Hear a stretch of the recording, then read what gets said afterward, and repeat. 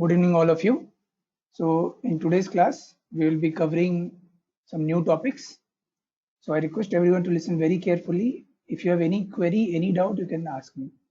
So, first of all, I'm now sharing my screen, and then let's start the class.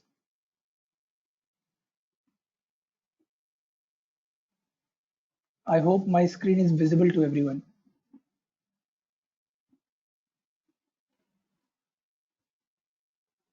Yeah, okay. So, now let's start. So, in today's class, we'll be moving towards the practical aspects now.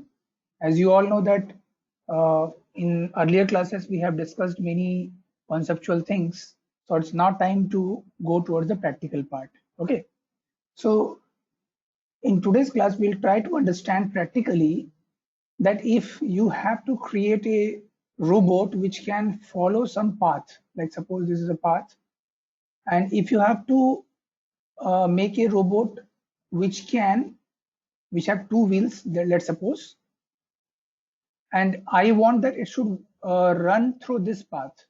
Like suppose this is the path and it has to run on this path. Then how it should follow? So you all may say that, okay, let's move the wheels in the anti-clockwise direction and clockwise direction, and then it will move forward. Okay.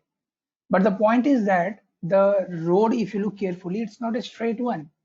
Means a time may come where you may have to take a left turn. A time may come when you have to take a right turn. Sometimes you may have to go straight. Okay. So many things will be there. So what we will do today is we'll try to first of all divide the complete topic into two parts. First is that today we'll just focus on that how we can move our robot forward, backward, left, and right. Okay. This we'll cover today. Okay, we'll see the concept, we'll see practically how we can do it, all things we'll see regarding this. But the point is that how the robot will decide that it has to follow this path. So for that we'll have to implement two sensors here. Okay, so this will be your sensor 1 and this will be your sensor 2. Okay, so in the next class what we'll do, we'll try to understand about these sensors. Already we have discussed about these sensors. If you can guess the name, that's good. Otherwise I'll tell you, this is your simple IR sensors. Okay, so these IR sensors will be sensing the road. So you can say we'll be keeping the road color as, you can say, black. Okay, and the rest of the area it will be white. Okay, so these sensors can sense the black surface and the white surface distinctly. Okay, so based on that it will be tracking the complete path. Okay, so that logic building we will do later on, that how these sensors are sensing. Clear? What we will be doing today is we will be just try to understand that how a robot will be moving forward, backward, left, and right. Okay, so these four means if you have to move forward, what we should do. If you have to move left or right, what we should do, and if you have to move backward, then what we have to do. Okay, so these four things we will be focusing on. Now, as you can see, if you have to move these four way, what we will need? We will need what? We'll need motors. Okay, and you all might have rightly guessed that these motors are what? These are output devices. Yes or no? These are what? Output devices. And for output devices, we always have to, we always have to do what? We have to connect them through the digital channels and we have to write the program accordingly. Okay. So here we will not be using, any kind of motor. We'll be specifically using that is called as DC motors. Okay. So you all know what is DC motors? DC motors are those motors which when powered can move in a clockwise or anti-clockwise direction. Okay, so we'll see the DC motor, we'll try to understand it, we'll try to practically implement the DC motor. Okay, so those things we will do. So now if you look carefully, can you guess and tell me how many motors will be required for this robot to move forward, backward, left and right? Can anyone guess and tell me? Okay, I hope you all can guess. It's very simple. Even you can see wheels. How many wheels are there? Two wheels. One wheel here, one wheel here. So two wheels means we'll require two DC motors. Okay. So for running a robot in these four specific directions, we will be requiring for two DC motors. Okay. So we'll see that how we can program these two DC motors to run in such a way that these four directions can be accomplished. Okay.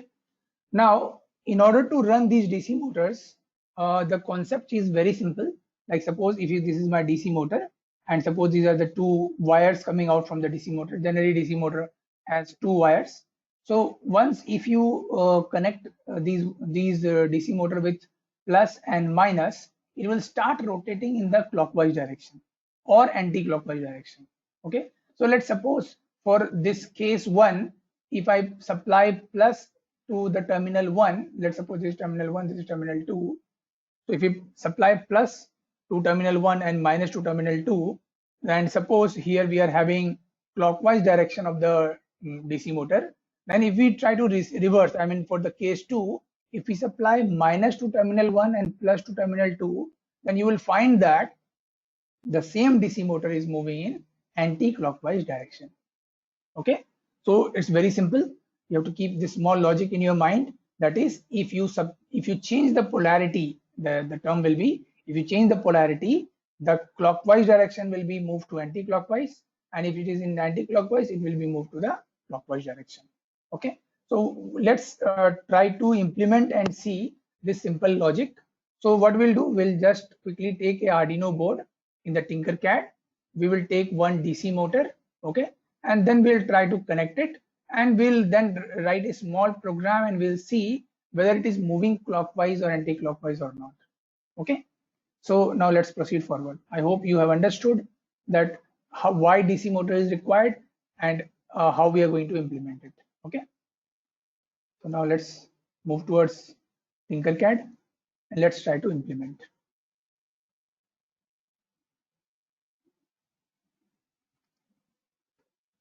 So this is the website of Tinkercad. You can just click on this Tinkercad website. So once you click on this Tinkercad website, make sure that you have registered yourself. If you have not registered, then you should first of all register yourself. Then you move to this circuit part, and then you can go to the create new circuit. Okay. So once you click on create new circuit, a brand new page will open up. Okay. And as discussed, now what we require Arduino board and we require a DC motor. Okay, so let's try to search both of them. So if you just click on this and go to the all, and you just type here Arduino, then you will get the Arduino board. Okay, so this is your Arduino board here. Just select it and just paste it here. Okay, so this is our Arduino board. Now what more we require? We require DC motor. Okay, so even if you are in a confusion that where is the DC motor, you can scroll and go down and you can see you will be getting your DC motor. Okay, so see here, this is your DC motor. So there are two kinds of DC motor. One is hobby gear motor and one is simple DC motor. You can choose any one of them. I'm just suppose I'm choosing DC motor. You just paste it here. So if you remember, I just told you that DC motor has two terminals. So this is your terminal 1 and this is your terminal 2. Okay, now I have dragged and got my Arduino board as well as DC motor. Now what we have to do, we have to make the connection. Now for making the connection, it is very simple. Take any two digital channel and connect with the two terminals of DC motor. So I'm just taking this one and I'm connecting it to D7. And I'm again taking one more and I'm connecting it to D. Let's suppose I'm connecting it to D6. You can choose any one of them. One wire I'm marking as red and another wire I'm keeping it as green only. Okay. So I hope it is visible to all of you. Clear? So circuit part is now ready. It's very simple, guys. You can take any two channels. Here I have taken channel number DC7, D7, and another one is D6. So digital channel 6 and 7 I have taken. I have connected my DC motor. You will observe that when we'll write the program, you will observe that this part you will see it's moving in clockwise and anti-clockwise as we write the program. Okay, so now let's move to the programming part. It's very simple. So let's move to the code, and here let's choose text, continue. So by default, a small code will be written here. That is not required here. So as per our coding, we require channel 6 and 7 as output. So in the setup part, as you can see, one line is already written there. I'll make a small change. So I'll write here, channel 6, I'll mark as output. Similarly, I have to mark channel 7 also as output. So you can either do a copy paste or you can write also. It's up to you. You all know that this pin mode command helps us to decide whether a channel is output channel or input channel. So here I'll just mark it channel 7 as output channel and channel 6 also as output channel. Okay. So now our according to our project, our I mean our both pins 6 and 7 has been marked as output channel. Now what we have to do, we have to write a program in such a way that our motor should move in a clockwise and anti-clockwise direction. Now here you have to understand a small point. See, you all know that when with the help of digital write command, I can pass high or low. Yes or no? So high means passing plus 5 volt and low means passing 0 volt. Okay. So suppose if I have two options, I mean channel 7 I have, channel 6 I have. And suppose if I try to draw a truth table, and in the truth table, what I'm trying to do is I'm trying to pass the value. So what I can do, I can supply 5 volt, I can supply both where 5 volt, I can supply both where 0 volt, I can supply 5 volt in pin number 7 and 0 volt in pin number 6, and reverse way I can supply 0 volt in pin number 7 and I can supply 5 volt in pin number 6. These are the four options I can do. You will not find any other option. Can you guess and tell me any other option, guys? I'm sure you will not be able to. Yes? Clear, getting my point? Yeah, okay. So out of this, if you look carefully here, if I mark both the channel as 5 volt or 0 volt, in this case motor will not run. Motor will not run. Means in, let's suppose if I just give a numbering to all of them, 1, 2, 3 and 4 cases are there, then motor will not run in case number 1 and case number 2. Okay, means in the first two cases the motor will not run. Or you can keep in mind a small logic, that is, if the polarities are same, then motor will not run. Okay, and if the polarities are different, the motor will run. That is the small thing. Clear? Okay, so now we have two more options, that is pin option number 3 and 4. So in option number 3 we have different polarity, and in option number 5 we have different polarity. So what will happen here, if suppose your motor is moving in anti-clockwise direction, then in other ways it will move as clockwise direction.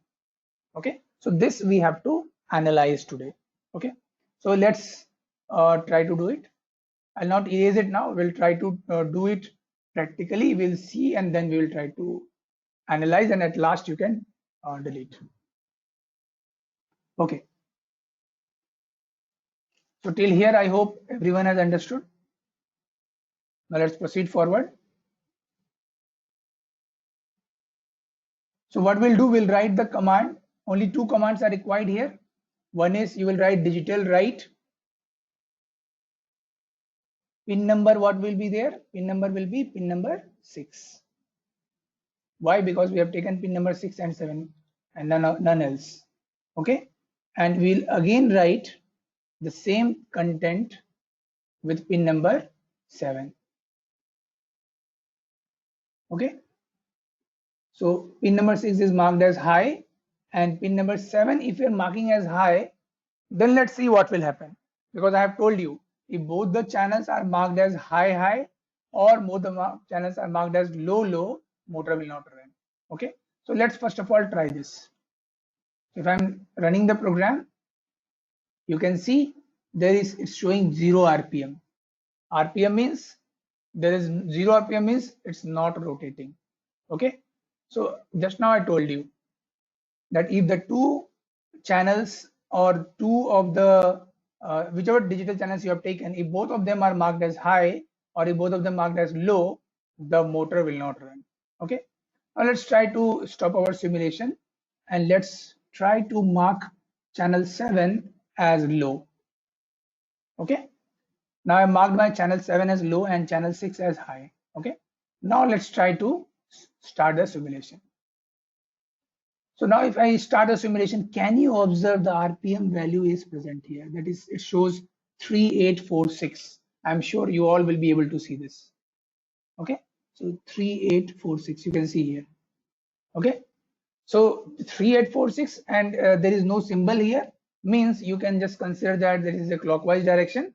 If I now reverse it means channel number 6 is marked as high. I'm going to mark it as low, and the reverse way here also, channel 7 is marked as low, I'll mark it as high, and then let's see what change is coming.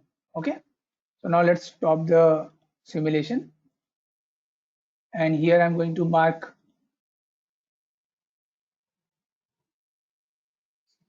channel 6 as low, and guys, keep in mind that you have to mark it as in the capital letters, which is a case sensitive one. So if you mark it small letter, then you'll get error. Okay, now what I've done, I've just reversed it. Now if I start the simulation and you guys just observe the DC motor, you will see what value I am getting. Can you see the RPM value is in the negative? Is it visible to all of you? You can see the value of RPM is negative. Means earlier it was moving in clockwise direction, now it is moving in anti-clockwise direction. Okay, so now all of you might have understood that these all four cases are correct. Means if you mark both of them as 5 volt, the motor will not run. If you mark them as 0 volt, the motor will not run.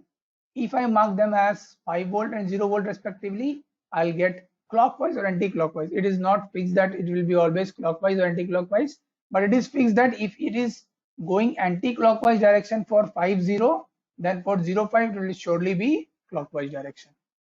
Okay, that is something which you have to keep in mind. Clear? So now if suppose I'm giving you a small question, and that is I want you to rotate this for clockwise direction for some time, and again I want you to rotate it for anti-clockwise direction for some time. I want you to do this. Can you give a try, guys? I hope you have understood this truth table. I'm going to delete this. Now the question is, this DC motor, now it is rotating in anti-clockwise direction. Okay, so what I want is that I want you to rotate this for some time in clockwise direction, and again I want you to rotate this for anti-clockwise direction, again clockwise direction, again anti-clockwise direction. This should repeat in this way. Means for some time it should rotate clockwise, sometime it should rotate as anti-clockwise. That I want you to do. Okay, so it's very simple. You will say, sir, why it's not that tough? I can do it. It's very simple. So what you will do, you'll first of all mark it as high. Again, you will mark it as low. And again, what you will do, you will just do the copy of both of them. Okay. And you will write here the same two commands, but in the reverse order. Means here you will write low, and here you will write high. So for the first two, it will be moving in clockwise direction, and for the next two, it will be moving in the anti-clockwise direction. Okay. Now if I try to run the program, let's see what output I am getting.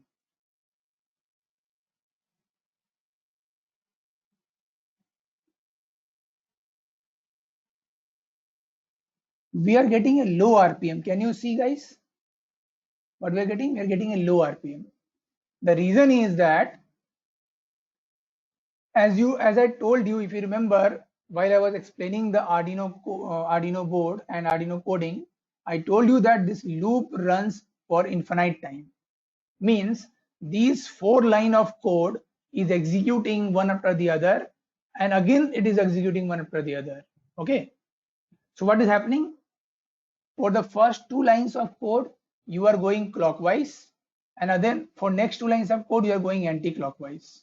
Means clockwise, anti-clockwise, again clockwise, again anti-clockwise, and it is going so fast, and because of that, we are getting a low RPM.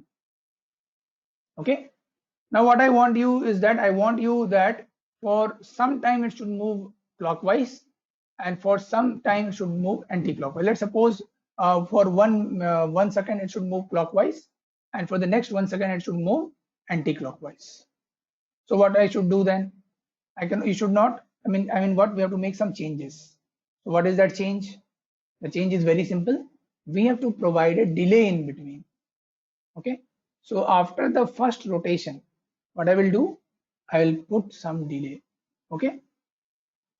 So let's first of all stop the simulation, and let's put a delay here. So I put a delay of, let's suppose, 1000 millisecond. And same I have to put here also. If you don't do that, there will be problem. Why? Because just after execution of the 4th line, or you can say 4th digital write command, again it will go to the first digital command. Okay.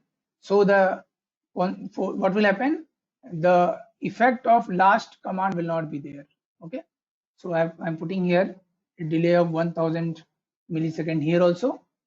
Now if I try to execute the program, you'll observe that it is having a RPM of positive RPM for some time and negative RPM for some time. Can you observe that, guys? Okay, I'm just increasing the delay time. Let's suppose I'm making it 5 here, 5000 millisecond, and I'm making here 5000 millisecond here also. And now I'm starting the simulation. So can you see it is rotating in the clockwise direction for some time, and again anti-clockwise direction for the some time. I hope this part is visible to all of you. Just observe this part here.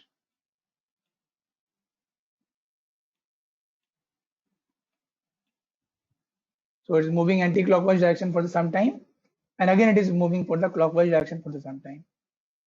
Clear to all of you? So simple. Okay.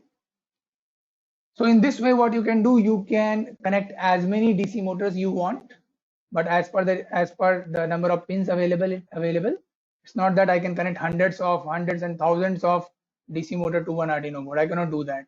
Okay. So depending upon how many pins I have, in that way I can connect the DC motor. One DC motor required 2 pins. Total we have 13 pins here. So maximum I can connect 6 DC motors, not more than that. Okay. But the point is that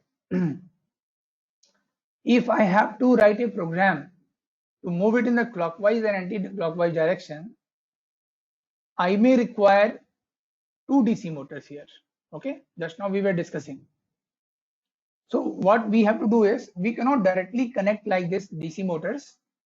There are 2 reasons. One is that you all know that why you are connecting the motor. We are connecting the motor so that our robot can move forward and backward, left and right. Okay. So when you're connecting this DC motor with the Arduino board, very less amount of current is supplied to the DC motor. Okay. That's why this DC motor will run very slow. Okay. And if it is moving very slow, you will not be able to get the output as you want. Like suppose if you want your robot to move from one place to other place, and if you're connecting directly with the DC motor, what will happen? It will move so slowly that you will not be able to even reach a distance in like 5 to 10 minutes. Okay. So it is advisable that instead of connecting DC motors directly, we should use DC motor driver. Okay. So what we will be using?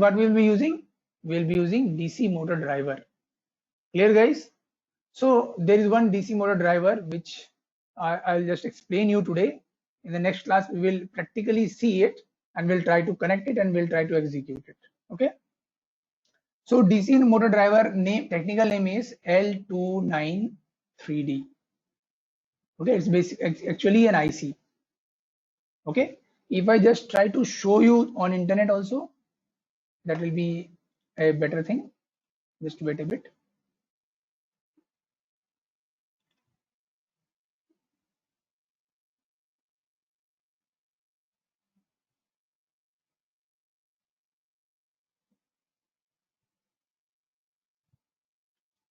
So suppose I'm writing here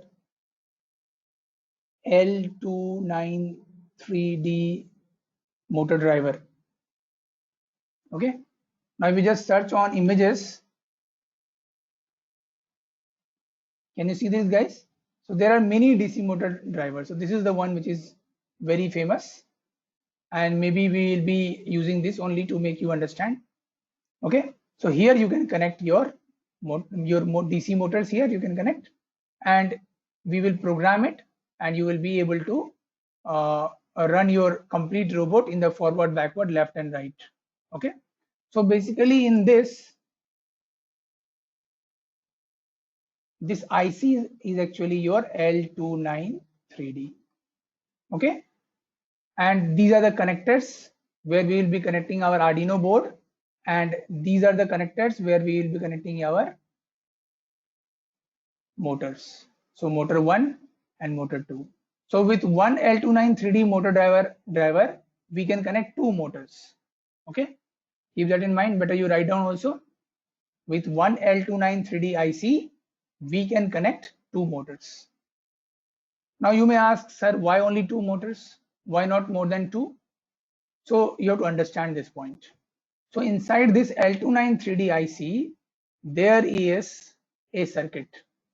Okay, and that circuit is called as H bridge. Circuit is called what? H bridge. Okay, and it contains two H bridge. How many H bridge? How many H bridge, guys? Two H bridge. And one H bridge supports one motor. So two H bridge will support how many motors? Two motors. Clear to all of you? So I'll repeat once more. In L293D IC, there are two H bridges, and one H bridge supports one motor, and another. So as there is two H bridges, so only two motors can be connected. If you want to connect more than two motors, then you may have to take more than one motor driver. Suppose if you want to connect three motors, then you will have to take two motor drivers. Okay. So here what we have to understand is what is this H bridge and why it supports only one motor, and what is the internal circuit diagram of it. Okay. So we'll try to understand that. Okay. And in the next class, what we'll do, we'll try to connect more number of motors, and we'll try to complete the complete logic, that is how two motors can be connected, and how we can move both of them as left, right, forward, backward, and all those things we will see. In the meantime, you can even guess yourself. I'll just show you. As you can see here, there is one motor. So if there is one motor, if it is moving, if you're taking suppose one more motor, okay, so let's suppose this is motor 1, and let's suppose this is motor 2. Okay, so you will connect these two motors. Maybe you are connecting it at pin number 8 and 9. So what will happen? So both of them will be moving clockwise or anti-clockwise, or one will be moving clockwise, other will be moving anti-clockwise. You can give all those four options. Okay, so once you program them, and if both of them are moving, then surely there will be some movement. I mean to say, if both the motors are moving, surely there will be some kind of movement.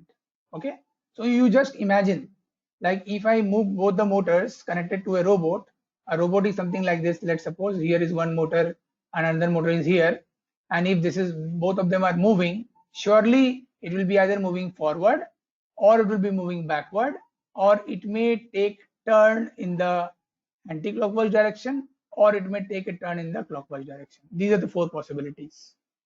Okay, so we will do what? We will, in the next class, we will connect two motors to a robot, and we will write the same code once more for both the motors. I have written here for the one motor, as you can see here. Okay, we'll write for the both the motors. Okay, and we will observe that what kind of movement we are getting. But I am sure 100% that only these four movements will be in front of you. Okay, so but before that, let's try to understand that motor driver, and let's try to understand why one motor driver is able to program two DC motors. Okay, so let's move to the diagram of the motor driver. So this is called H bridge. Okay, this circuit which you are seeing in front of you, this is your H bridge. And as you can see, as I told you, in L29 3D IC, L29 3D motor driver IC, such two H bridges are there. Okay, so if one H, this is your first H bridge. If I try to draw second H bridge, then there will be motor 2 present there in the center. As you can see, motor 1 present here in the center. Motor 2 will be present in the center for the second H bridge. Okay. So let's try to understand how this H bridge actually works. Okay. So you can see we have transistors present here at both the places, at all the four places. Other top two of them are PNP transistor, and other last two are NPN transistor. Okay, and on top you can see I'm providing VCC, that is plus 5 volt, and here on the ground I'm providing minus, or you can say I'm providing 0 volt. Okay, so if this connection is okay, is correct, then what will happen? The motor will either move in the clockwise direction or anti-clockwise direction.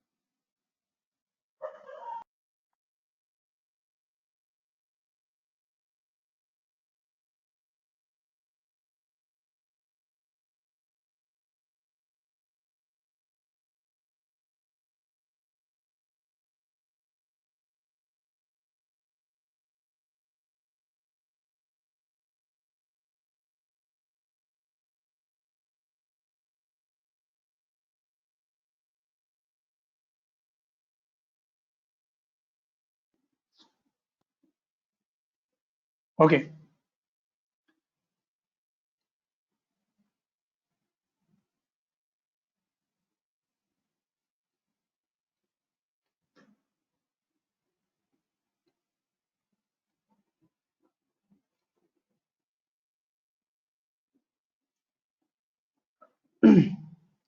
So in order to understand this, I'll just try to make you understand with this very simple diagram. This is the diagram which is in front of you, is maybe a bit technical. So if you may not have maybe understanding it. In order to make you understand in a very simple way, I'll directly do one thing. I'll just take my notepad and I'll redraw the same diagram. If you look carefully. Now, instead of putting the transistor, you all know that transistor is also acting as a switch. So instead of transistor, I am taking switches here.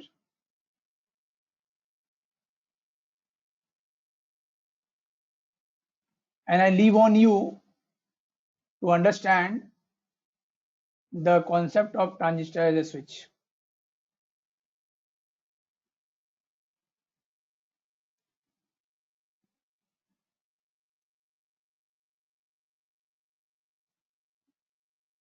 So this is ground.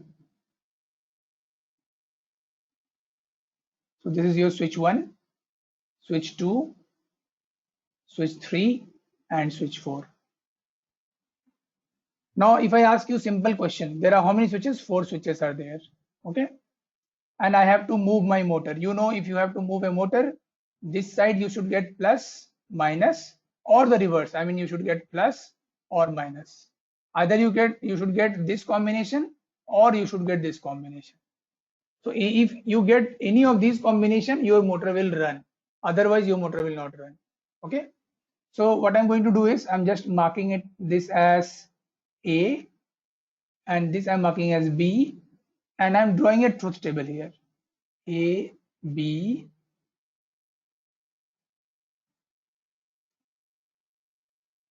and if I have AB, I can pass four options: 0, 0, 0, 1, 1, 0, 1, 1. Yes, here 1 represents 5 volts, so better I'll write down as 5 volts so that you should not have confusion. Okay, now if I supply 0, 0, if I supply 0, 0, what will happen? If I supply 0, 0 means from at A also I will get 0 and at B also I will get 0. What is that condition? When that condition is possible, both the switches are off. Okay, means when both the switches are off, what will happen? I mean, not both, all the four switches when they are off, what will happen? I will receive 0, 0 volt in both the positions. So you can say when switch 1, switch 2, switch 3, switch 4, all four of them are off, what will happen? I will get 0, 0 and my motor will not run. Second scenario, let's suppose I'm talking about second scenario as the last one. That is 5, 5. Means that A and B at both places I'm getting plus 5 volt plus 5 volt. When is that possible? When your switch 1 and switch 2 both are on. Okay, when switch 1 and switch 2 both are on, what will happen? So this point will be on, this point also will be on. So from here I'll get plus 5 volt and from here I'll get plus 5 volt. So A and B both will be receiving plus 5 volt. What will happen? In that case also the motor will not run. Okay, so when the motor will run? So we have seen that if suppose all the four motors, all the four switches are on or all the four switches are off, the motor will not run. If top two switches are on or off, then also the motor will not run. Then what is that possibility when the motor will run? So only two possibilities there, when either you should get this condition or you should get this condition. So in order to get, let's suppose I'm talking about if I want to get this condition says that A should have 0 volt and B should have plus 5 volt. Okay, so to get A as 0 volt, what I have to do? What I have to do, tell me guys. I have to switch on S4 and this should be switched off. So what will happen? From here the connection will be established till here. Okay, and this side I should not switch on this should be switched off and this should be switched on. Means S2 should be activated and S4 should be activated. So what will happen? If these two are activated, then can you observe plus 5 volt will come from this side and it will reach to B position and ground will come to A position. Okay, so in that case motor will start rotating. So suppose I am getting clockwise movement here. Getting my point, guys? Similarly, if you want the reverse one, that is you want A as plus 5 volt and B as 0 volt. So what we have to do? If you observe carefully, I will have to reverse. I mean S1 and S3 switch should be switched on. If you can just observe carefully the diagram, you can understand. Getting my point, guys? S1 and S3 should be switched on. Then you will observe that plus 5 volt will start flowing from here. It will reach to A and 0 volt will start flowing from here and it will reach to B. Okay, and your motor will start moving in the anti-clockwise movement. Clear? So this is the concept of H bridge. So such two H bridges are present inside the motor driver. Okay, so I hope this is clear to all of you. So in the next class, what we will do, we'll try to move forward as you have understood the H bridge concept. And because of this only, I mean, what actually you understood is that if you have a motor, there are two wires, and you should give the connection in this format. One of them should be marked as plus, other should be marked as minus. Never give both the polarity as same, because if you give them both the polarity as same, what will happen? The motor will not run. So this I was trying to make you understand with the help of this H bridge. Okay, so I hope you have understood this. So similar two H bridges are present inside this motor driver, and it is able to control two DC motors. Okay, so in the next class, what we will do, we will try to take one L29 3D motor driver. We'll try to connect two motors to it. We'll write a program also, and we will see practically that how that program is helping the two DC motors to move in the forward, backward, left, and right direction. Clear to all of you? I hope this is clear to everyone. So with this, I am winding up today's class. If anyone is having any doubt, you can ask. Okay. So with this, I'm winding up the class. If you want, you can take a screenshot also, or already we will be giving you the video also. You can take the video. I mean, we'll be providing the video tomorrow. You can go through the video once more. Any doubt if you have, you can ask. So then we'll meet now in the next class. Have a good day, guys. Thank you, everyone. Now you can leave. Thank you, everyone, once more.